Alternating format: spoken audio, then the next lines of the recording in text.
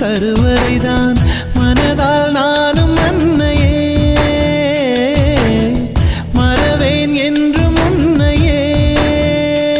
நான் பாலைவனத்தில் விதை போல் நீ பருவம் தந்த மழை போல் என் காதல் செடியில் பூவும் பூத்ததே. உன் விழி திறந்திருந்தால் விடியலி தேவையில்லை. உன்னை நான்